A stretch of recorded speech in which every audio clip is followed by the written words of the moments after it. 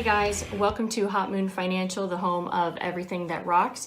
I am your CFP, Mel O. Let's talk about compounding interest. Now, in its simplest form, compounding interest is the interest, the money that you earn in interest, in turn or earns its own interest. So basically, it's earning interest on money you've already earned. So for example, you put money into a savings account and it earns 1%. So at the end of a 1-year term, you would have a balance of $1,010. Okay? Now, if interest rates were linear, you would expect that at the end of 5 years, you would have a balance of $1,050. However, because interest compounds, that's actually a little different. So the first year, you put in $1,000, and at the end of the 12-month period, you have a balance of $1,010. Okay? At the end of the second year, you have a balance of $1,020.10. And it goes on like this. And so what ends up happening is by the time you get to the end of year 5, you have a balance of $1,051.01. The reason why you have an additional $1.01 is because the interest that you earned its own interest.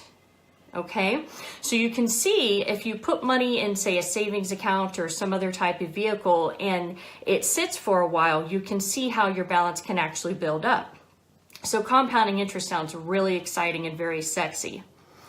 The problem is that the interest that is accrued on your debt in turn accrues interest.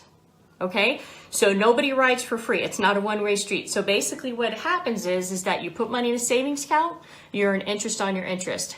You have money on a credit card and you're accruing interest, and now that interest is also accruing interest. So if we took that same example that I just gave and we did it in reverse, at the end of a 5-year period, you would actually owe $1,051.01 because the interest accrued interest. So this is the reason why when you have a credit card, that if you just continue to pay the minimum payments, it's going to take you forever to get out of that debt. So as a result of this, in 2009, during the financial crisis, they added on those credit card statements, hey, you know, if you only pay the minimum payment on this credit card, it's going to take you, 20 years to get out of debt or whatever. Because as you're making those minimum payments, the bulk of all of those payments are going to the interest that's accruing interest, which again is why it takes so long to get out. So if you have any other questions on compounding interest, you can always reach me at Mel at Hot Moon Financial, or you can hit me up at Twitter at Mel Rocks Money.